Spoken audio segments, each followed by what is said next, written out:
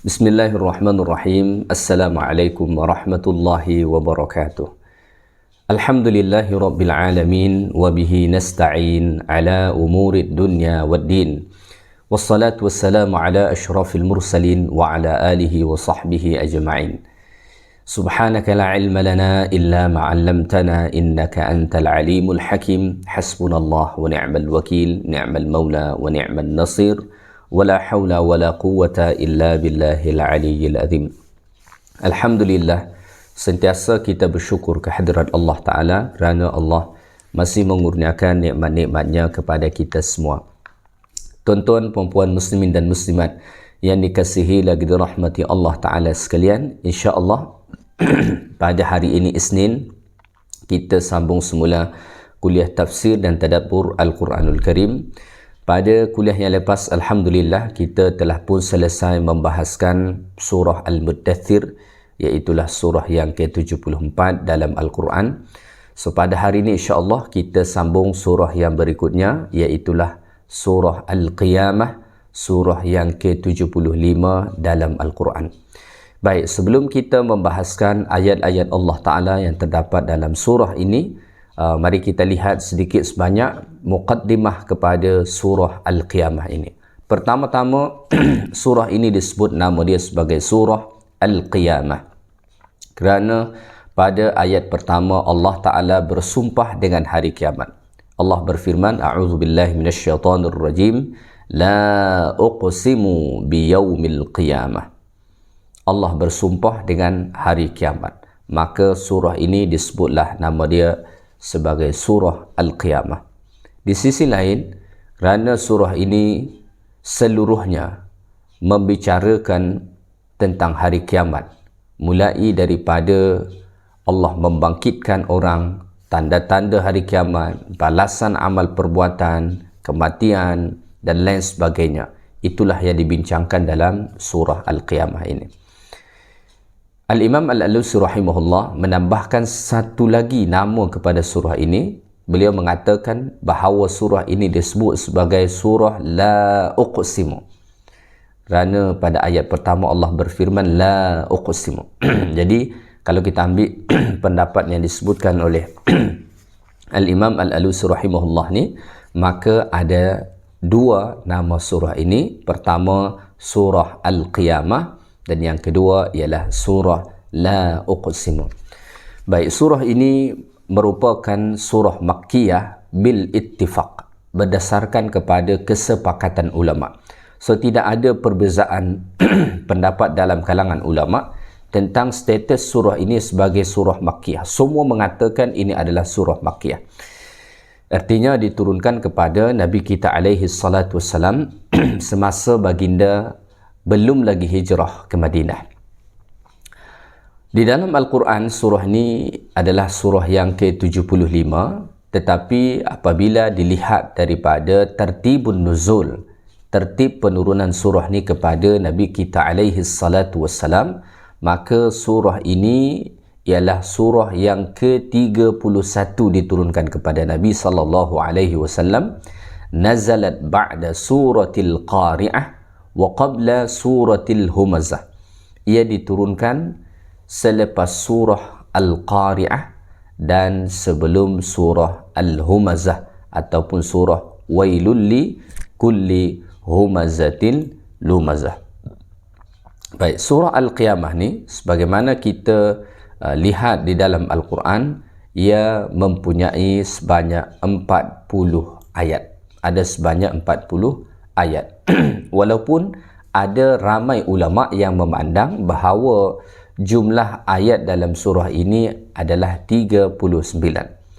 Jadi kalau kita melihat kajian para ulama dalam menghitung jumlah ayat dalam surah ini, itu ada pendapat mengatakan 39, dan itu pendapat kebanyakan para ulama, manakala ahlu Kufah, ulama-ulama yang berasal daripada Kufah, itu memandang ataupun menghitung jumlah ayat dalam surah Al-Qiyamah ni sebanyak 40.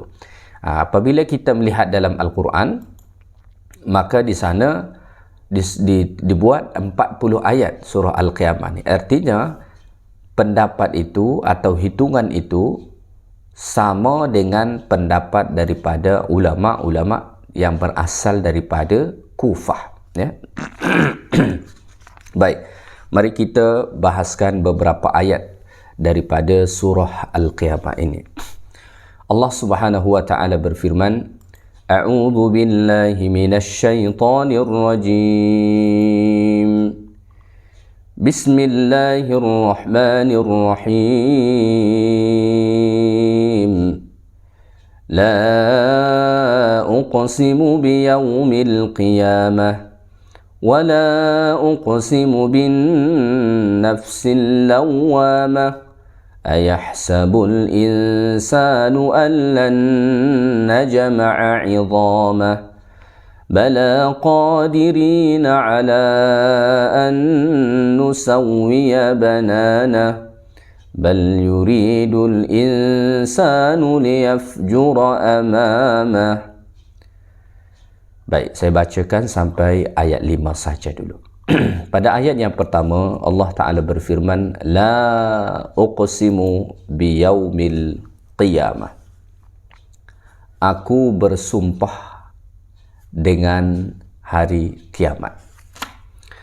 Pada awal ayat ni ada huruf la. Huruf la biasa diterjemah dengan tidak. Maka dalam bahasa Arab, kalau kita nak kata tidak, biasanya bahasa Arab dia la. Tetapi dalam ayat ni itu tidak berlaku.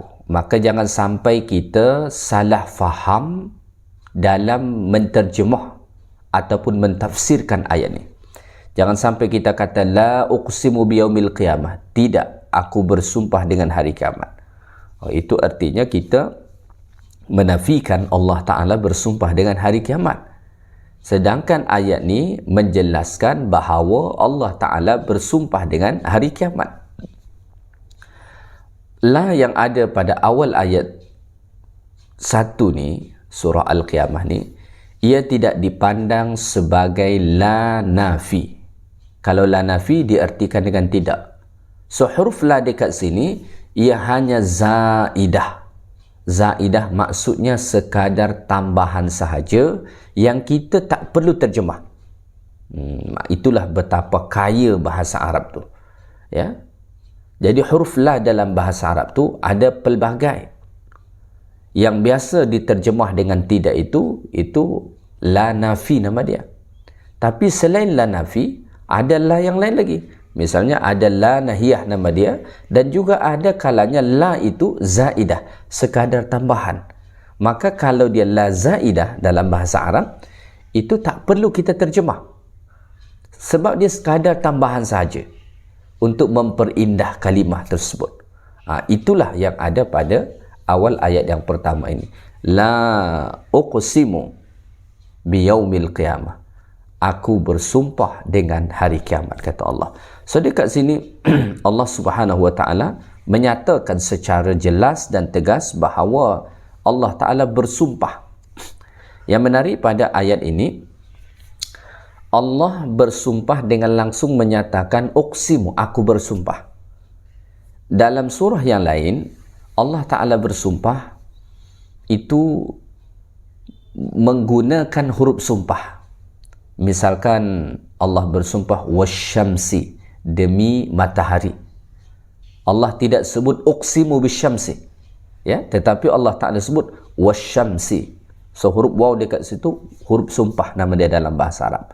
Diterjemah dengan demi matahari. Itu cara Allah bersumpah. Tapi pada ayat ni Allah Ta'ala bersumpah la uqsimu biyaumil qiyamah. Aku bersumpah. Langsung Allah Ta'ala sebut bahawa Allah Subhanahu wa taala bersumpah. Dengan apa Allah bersumpah? Biyaumil qiyamah. Allah Taala bersumpah dengan hari kiamat, hari kehancuran, hari hisab, hari kebangkitan, hari pembalasan amal ibadat, ya, dan lain-lain sebagainya. Selalunya Allah Ta'ala bersumpah dengan makhluknya yang besar, makhluk yang mulia, makhluk yang agung. Maka hari kiamat itu adalah satu hari yang sangat dahsyat, ia satu hari yang sangat besar. Maka Allah menyatakan dalam ayat yang lain dalam Quran, hari kiamat itu sebagai liyaumin azim, ia adalah hari yang sangat agung. Maka Allah Subhanahu wa taala bersumpah dengan hari kiamat, ya. Dan tujuan daripada sumpah Allah taala ni itsbatul ma'ad. Allah hendak mensabitkan adanya hari kiamat itu. Warraddu ala ma yaz'amuhu al-juhalah minal ibad, dan sebagai bantahan terhadap orang-orang jahil yang mendakwa bahawa tidak ada hari kiamat, tidak ada hari kebangkitan, tidak ada hari pembalasan, tidak ada hari akhirat itu. Sebab dahulu orang-orang musyrik dekat Mekah, mereka sentiasa mengingkari tentang perkara hari kiamat ini. Maka Allah Ta'ala datangkan surah Al-Qiyamah ni, bahkan Allah Ta'ala bersumpah demi hari kiamat, kerana Allah Ta'ala hendak mensabitkan, menetapkan bahawa hari kiamat itu ada, tidak seperti mana yang didakwa oleh setengah orang jahil daripada kalangan kaum musyrikin pada masa dahulu, ya. Baik, seterusnya Allah Ta'ala bersumpah pada ayat yang kedua, wala uqsimu bin nafsil lawamah, dan aku bersumpah dengan nafsul lawamah, ya.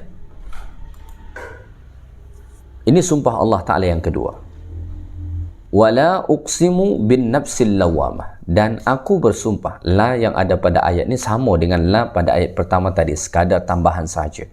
Dan aku bersumpah bin nafsil lawamah, dengan nafs, dengan jiwa yang lawamah. Lawamah ni kalau kita terjemah ialah mencela, dengan nafs yang mencela.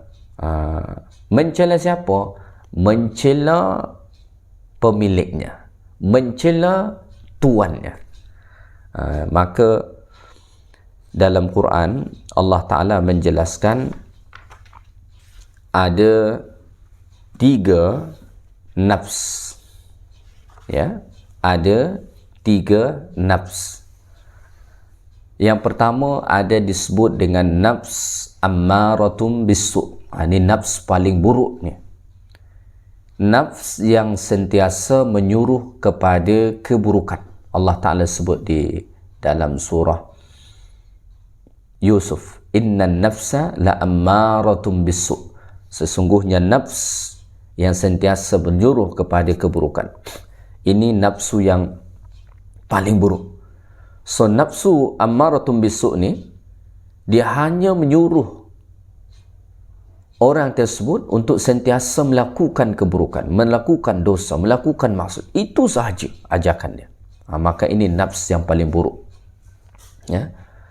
Dan orang-orang yang memperturutkan nafs ammaratum bisu' ni, tentu tempat mereka ialah neraka Allah Subhanahu wa taala. Waliyadzubillah. Kerana mereka tidak akan melakukan kebaikan, sebab nafs ini hanya menyuruh kepada keburukan saja. Kemudian yang terakhir, yang pertama ammaratum bisu'. Yang terakhir, saya ambil yang nombor 3 dulu, ada disebut dengan an-nafsul mutmainnah. Nafs mutmainnah ni kalau kita terjemah, an-nafs yang sentiasa tenang dalam kebaikan. Inilah nafs terbaik. Sehingga kan orang-orang yang ada dalam diri dia an-nafs mutmainnah ni, itu orang-orang yang telah Allah redha dengan mereka, dan mereka redha dengan Allah Ta'ala. Bahkan ketika mana nanti mereka hendak meninggal dunia, Allah Ta'ala telah panggil mereka langsung untuk masuk ke dalam syurga Allah. Sebagaimana firman Allah dalam surah Al-Fajr, ya ayyatuhan nafsul mutmainnah irji'i ila rabbiki radiyatan mardiyah fadkhuli fi ibadi wadkhuli jannati. Wahai nafs al-mutmainnah, wahai an-nafs mutmainnah, jiwa an-nafs yang sentiasa melakukan kebaikan, mengajak kepada kebaikan, damai, tenang dalam kebaikan, ya. Irji'i ila rabbik, kembalilah kepada Tuhanmu, radiyatan mardiyah, dalam keadaan Allah redha, Allah suka, Allah cinta. Fadakhuli fi ibadi, masuklah kamu ke dalam kalangan hamba-hambaku, kata Allah.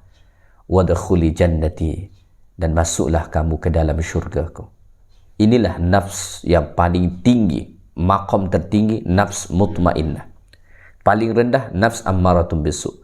So di antara nafs ammaratun bisu dan nafsul mutmainnah ni ada tengah-tengah. Itulah yang disebut dengan an-nafsul lawwamah, nafs yang banyak mencela.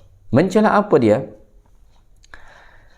Allati talumu nafsahu ala fi'li dhunub atau taqsiri fi ta'at.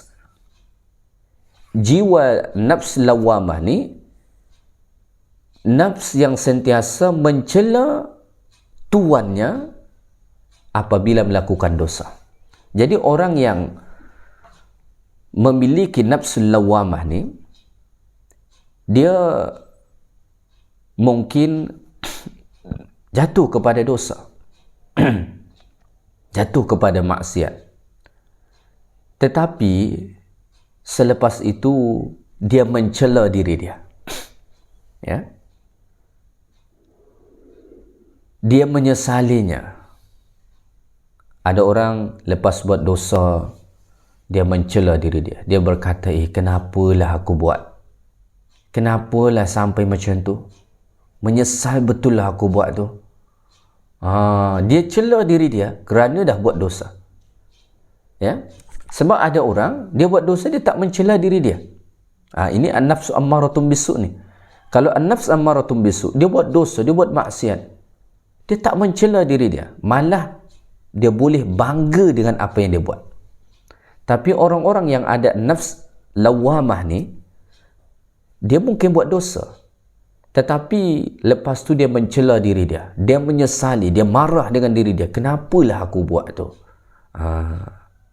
Begitu juga kalau dia kurang dalam melakukan kebaikan, ya, dia tak buat kebaikan atau kurang dalam melakukan kebaikan, dia mencela diri dia, kenapalah aku tak buat sempurna, kenapalah aku tak lakukan dengan sebaik-baiknya. Dia mencela diri dia.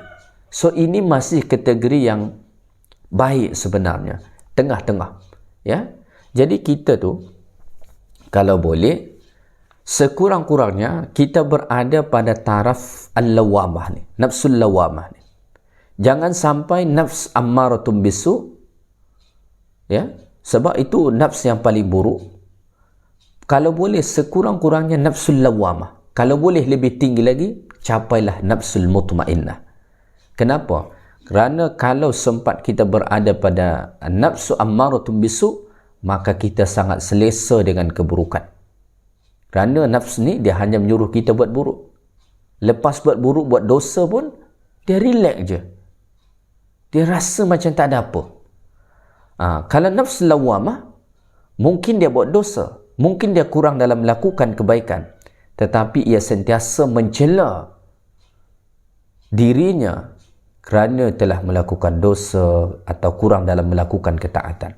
Kalau diri kita ni masih lagi mencela diri kita, so insya-Allah kita masih akan membaiki diri kita lagi.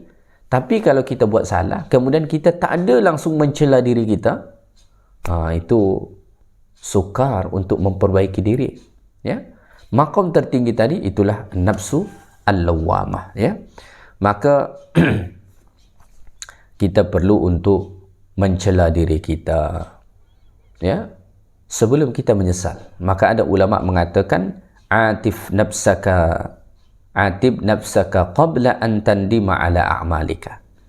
Celalah dirimu sebelum engkau menyesal terhadap amal-amal perbuatan yang engkau lakukan, ya. Baik.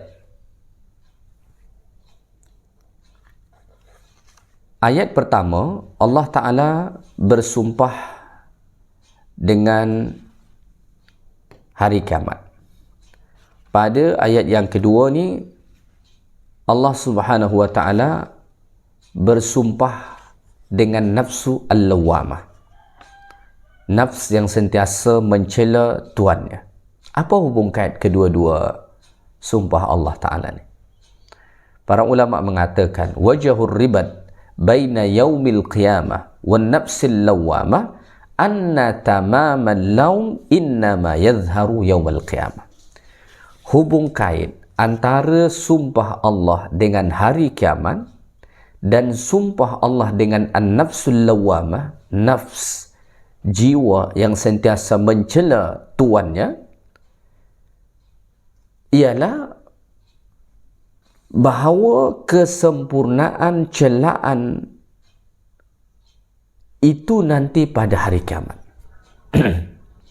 Jadi hubung kait dia antara sumpah Allah dengan hari kiamat dengan sumpah Allah dengan an-nafsul lawamah, jiwa yang sentiasa mencela tuannya kerana melakukan dosa atau kurang melakukan ketaatan ni, ya, hubung kait dia ni, celaan nafsul lawamah ni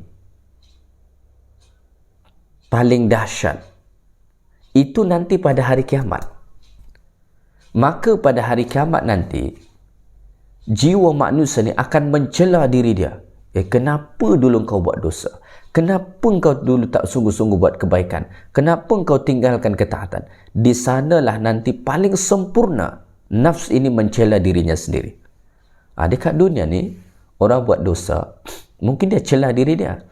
Tapi dia dalam mencela diri dia tu, ya, biasa-biasa saja, ya, atau dia kurang dalam melakukan ketaatan, mungkin saja dia mencela diri dia dekat dunia ni, tapi biasa-biasa saja. Di mana nanti dia mencela diri dia dengan sungguh-sungguh?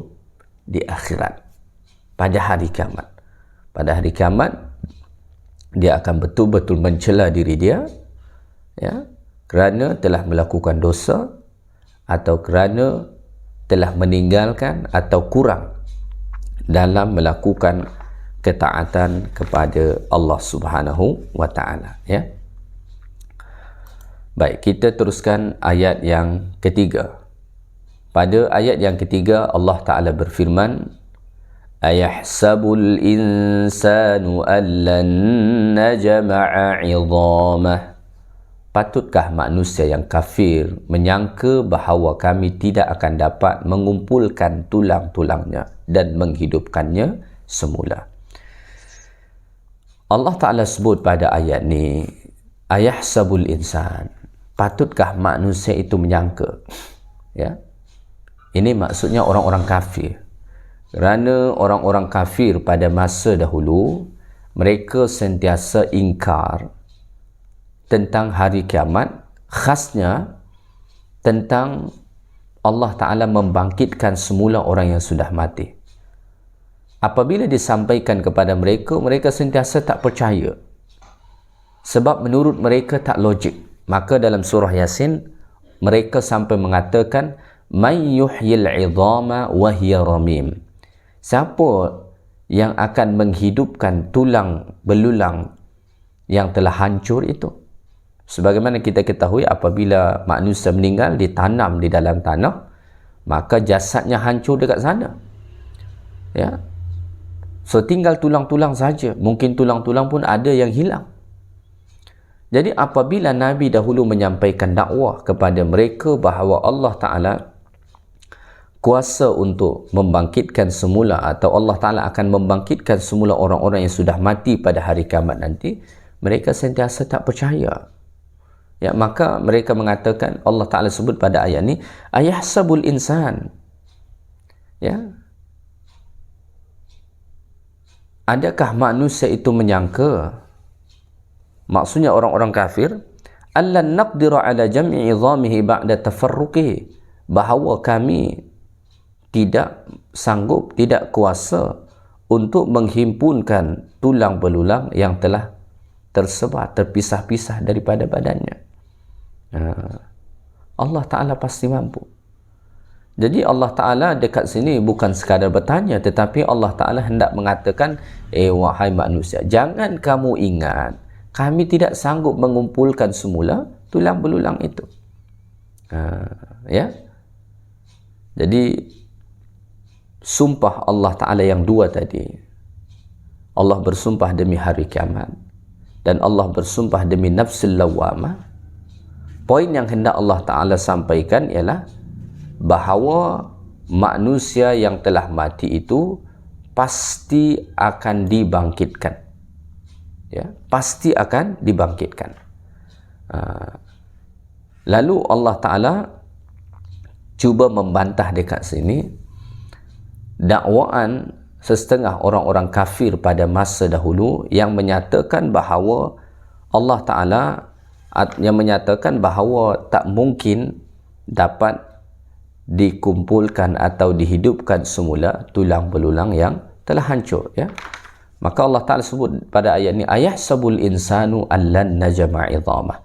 Adakah manusia itu menyangka bahawa kami tidak dapat mengumpulkan tulang belulang itu? Maka Allah Ta'ala jawab pada ayat 4, bala qadirina ala an nusawwiya banana. Bukan sebagaimana yang disangka itu. Bahkan kami kuasa menyusun dengan sempurna segala tulang jarinya. Ya.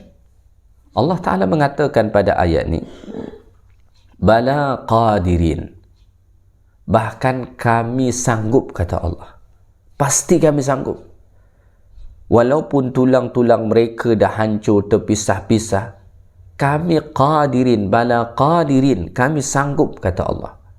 Ala an nusawwiya, untuk menyusun semula bananah. Bananah tu apa dia? Bananah tu atrafu asabi'ihi wa idhamihi, hujung-hujung jari ni dan tulang-tulang yang ada dekat sini. Ya.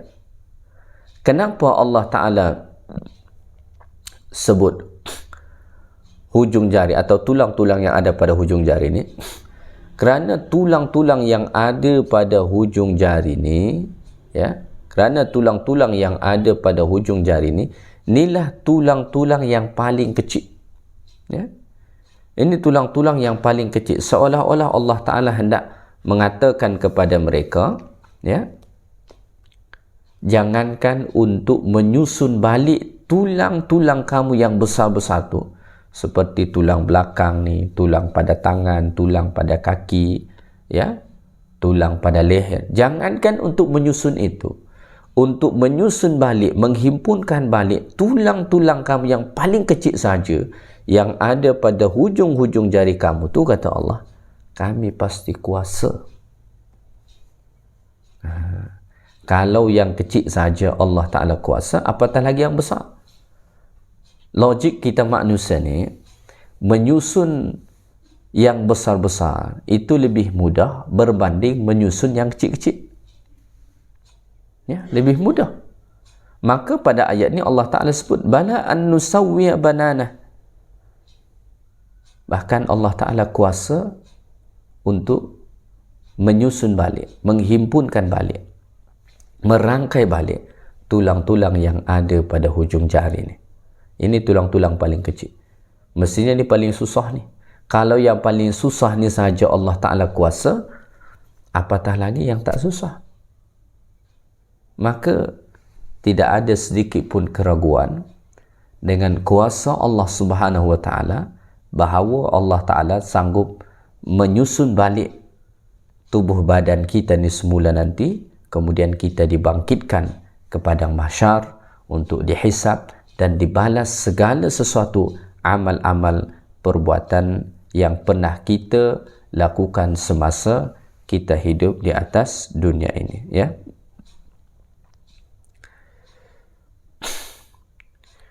Baik, kita teruskan. Pada ayat 5 Allah Ta'ala berfirman, bal yuridul insanu liyafjura amamah. Kebenaran itu bukan tidak ada buktinya. Bahkan manusia yang ingkar sentiasa suka hendak meneruskan perbuatan kufur dan maksiat di sepanjang hayatnya sehingga ia tidak mengakui adanya hari kiamat. Ya, pada ayat ini Allah mengatakan bal yuridul insan, bal yunkirul insanu al-ba'ts. Bahkan orang-orang yang ingkar akan hari kebangkitan, akan hari kiamat. Yuridu ayyabqiya 'alal fujur. Dia sentiasa ingin terus menerus melakukan dosa, melakukan maksiat. Fima yastaqbalu min ayyami umrihi, terhadap saki-baki usianya pada masa yang akan datang, ya. Inilah salah satu daripada bahaya orang yang tidak percaya akan hari kiamat, ya. Bal yuridul insanu liyafjura amamah. Manusia itu, atau khasnya mereka yang ingkar hari kiamat itu, mereka sentiasa ingin supaya terus menerus melakukan dosa, melakukan maksiat, ya, pada saki-baki usia mereka yang ada. Salah satu puncanya ialah kerana mereka tidak percaya akan hari kiamat. Maka mempercayai akan hari kiamat, hari akhirat, hari hisab, hari jazak dan lain sebagainya, itu dapat mendorong kita untuk bersungguh-sungguh melakukan amal-amal kebaikan dan meninggalkan perkara-perkara yang ditegah oleh Allah Subhanahu wa taala, ya. Orang-orang yang tidak percaya dengan hari kiamat, dia akan malas beribadat sebab dia tak percaya. Maka apa dia punya kesibukan? Dia akan sibuk dengan dosa, dia akan sibuk dengan maksiat dia, ya.